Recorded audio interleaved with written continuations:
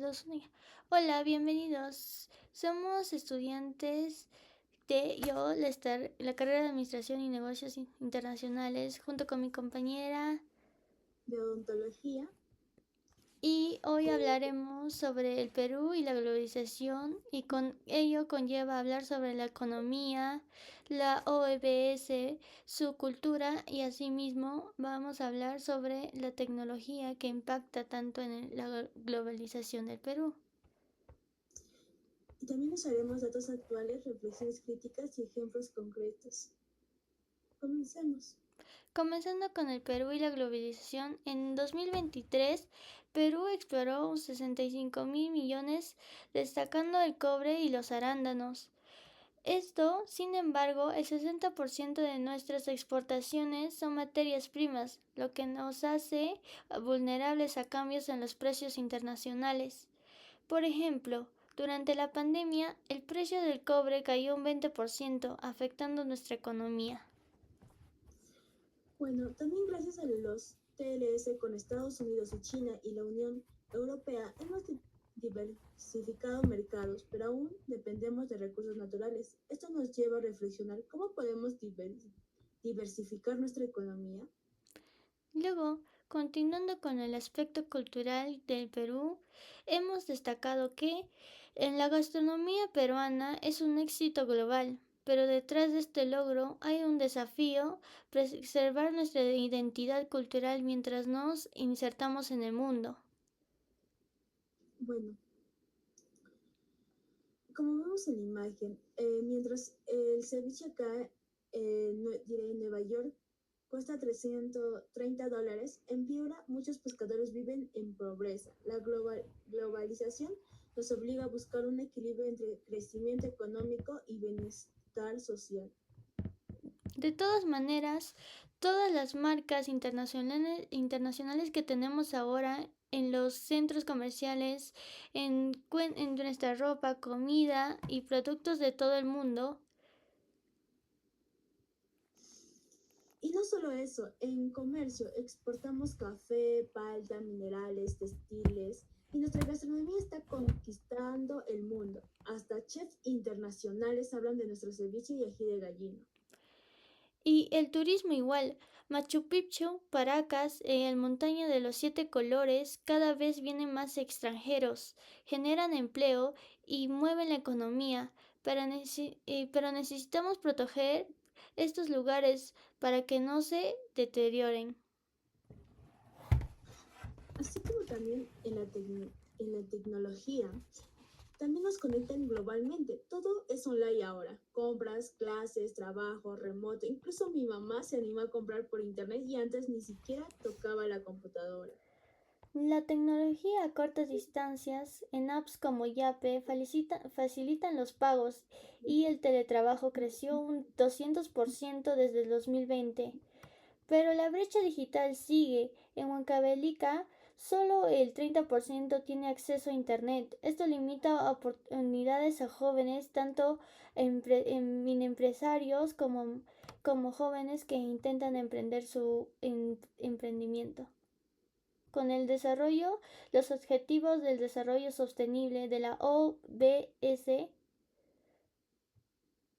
Bueno, la ODS son los Objetivos de Desarrollo Sostenible, creados por la ONU para mejorar el mundo antes del 2030. Hablan de educación, pobreza, igualdad, bienestar, trabajo y metas globales.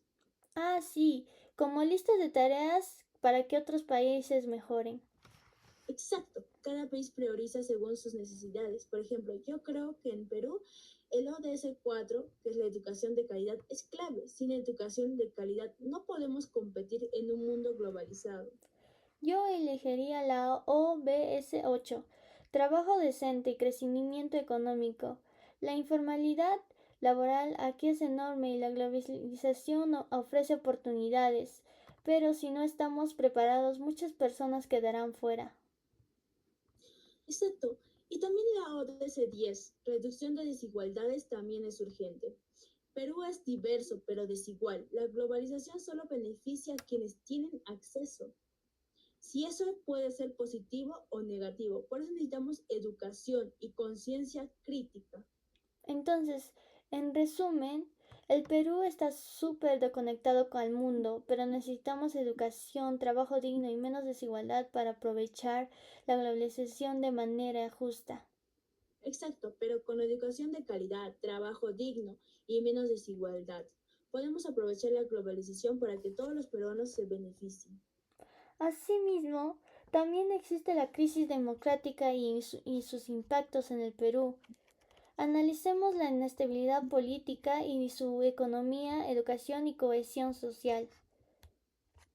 Por Manuel Merino, quien dirigió el proceso de vacancia. Esta nueva crisis política ocurre a solo 5 meses de las elecciones generales, cuando el país está pasando por una grave crisis sanitaria y económica por la pandemia de coronavirus. Y algo que llama la atención es que en los últimos años la caída de un presidente en Perú se ha vuelto, digamos, algo frecuente. En este video... Bueno, eh, las imágenes que vemos, hay protestas, represión, un país dividido, pero no es solo un problema de un gobierno, es un problema de un sistema político que está No solo manifestantes, son ciudadanos hartos de un sistema que no lo escucha, literalmente. Y lo peor es que los mismos que rompen hoy, mañana están negociando su impunidad.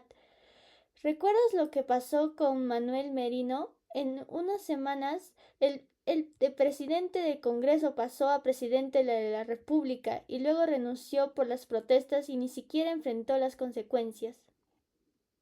Y eso no es todo, Jocelyn.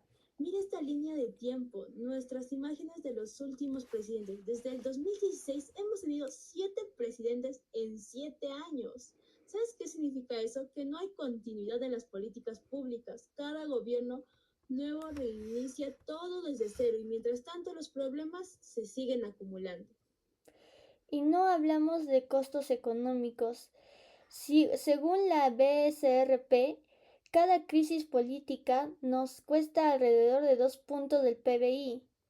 ¿Sabes qué significa eso? Menos empleo, menos inversión, menos oportunidad para jóvenes.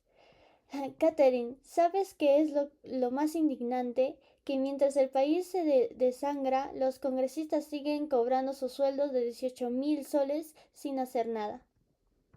Y no solo es un problema económico, Joseph. Mira estas imágenes. Más de 60 muertos en protestas.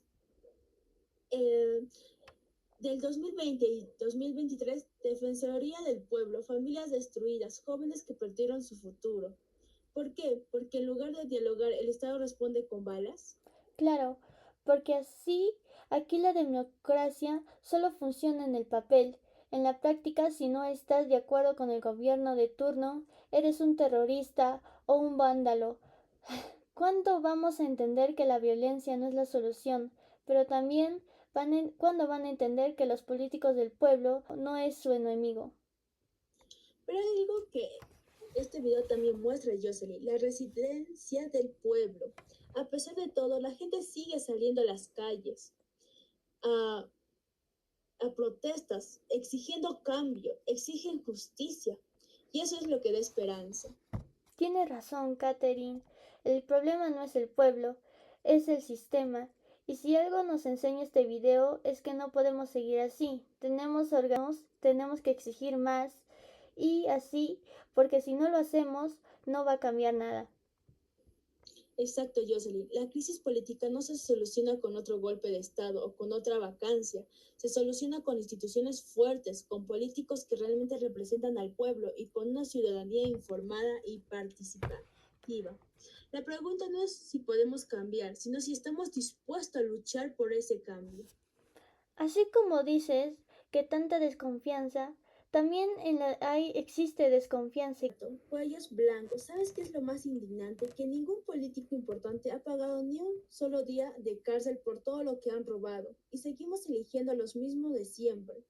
Claro, Catherine, porque aquí la justicia funciona como el ascensor del Congreso. Solo sube a los que ya están arriba y ya nos devolvieron los 1.200 millones que Odebrecht admitió haber repartido en comas.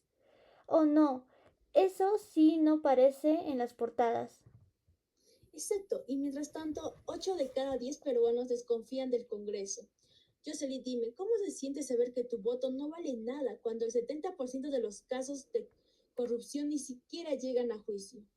Lo peor es que nos acostumbramos, Catherine, como si fuera normal que el alcalde robe, que un juez se venda, que un presidente indulte a sus compradores, y seguimos eligiendo a los mismos corruptos con distinta cara.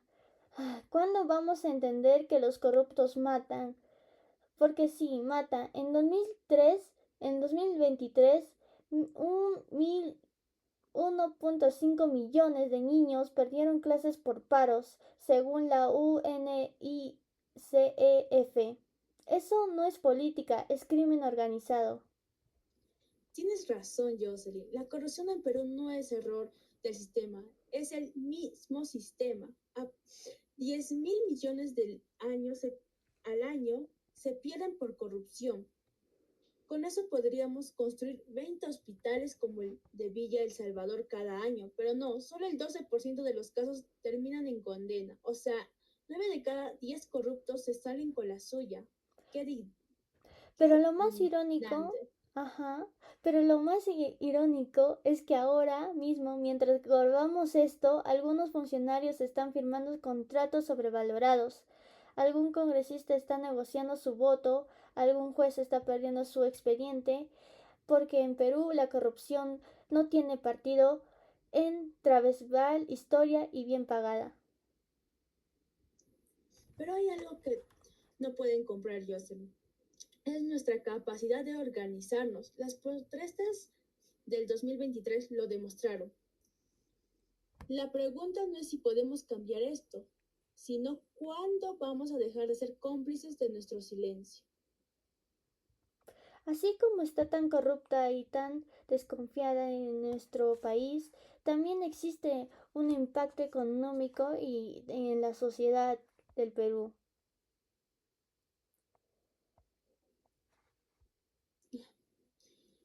Jocelyn, la inversión extranjera directa en Perú superó los 30.000 millones de dólares. A simple vista suena impresionante, pero analicemos con lupa. ¿Realmente este monto se traduce en desarrollo para el país o solo beneficia a unos pocos? Buena pregunta, Catherine. Es cierto que 30.000 millones de dólares es una cifra récord, pero hay que ver el destino de esa inversión. Según la BSRP, el 70% va a la minería y hidrocarburos, o sea, seguimos despidiendo de la exportación de materias primas, sin desafiar nuestra economía. ¿Sabes qué significa eso? Que cuando bajan los precios o del cobre o del gas, todo el país sufre. Exacto. Y hay más, el 60% de esa inversión se concentra en Lima y tres regiones más, como Arequipa, Moquegua y Cusco.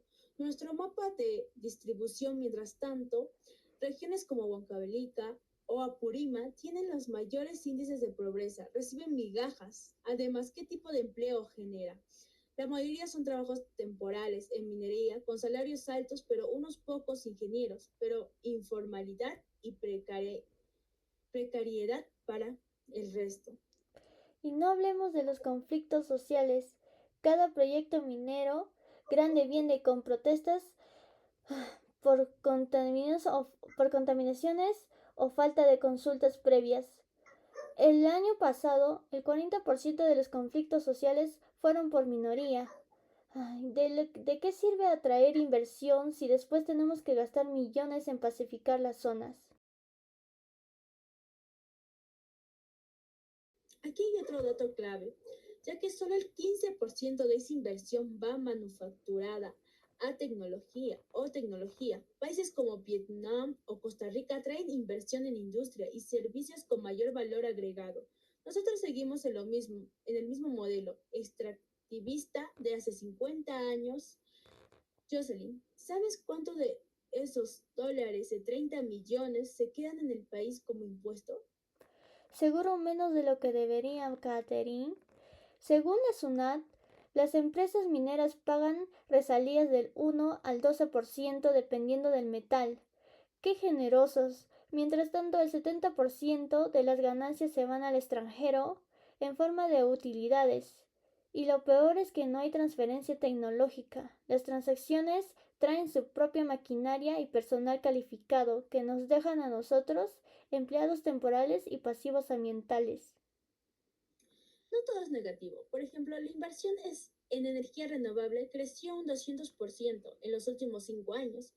Nuestro dato, eso sí, genera empleo local y reduce nuestra dependencia de combustibles fósiles. Pero el problema es que no hay una política de Estado para orientar estas inversiones hacia sectores estratégicos. Entonces, Catherine, ¿qué deberíamos hacer? ¿Rechazar la inversión extranjera? No, pero exigir condiciones, más impuestos, transferencias tecnológicas, revisión y de utilidades en zonas de influencia y sobre todo, diversificar. Chile ya está invirtiendo un litio y hidrógeno verde. Nosotros seguimos discutiendo si damos concesiones a cualquier precio.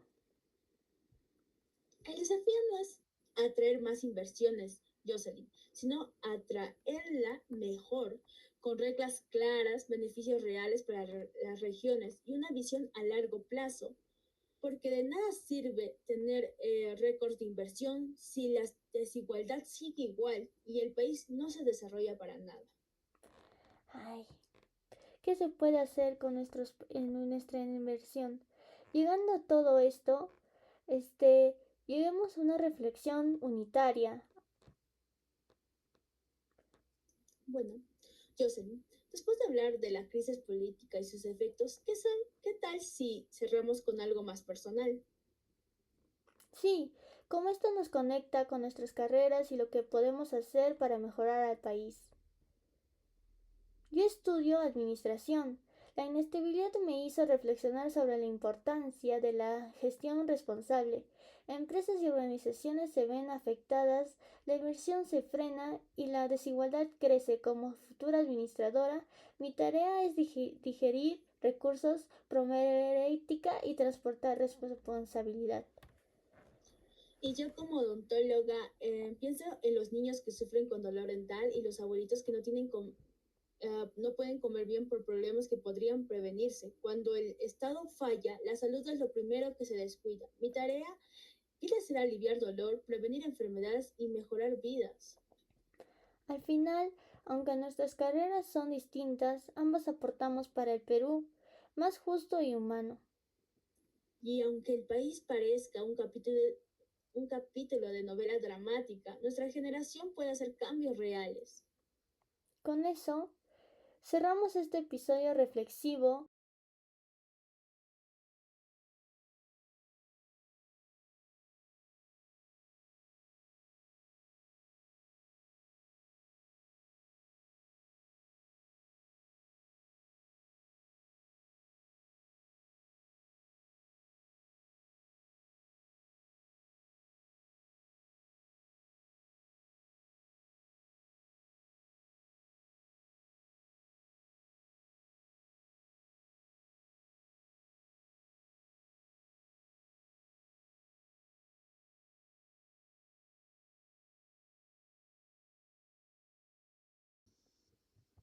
Pasando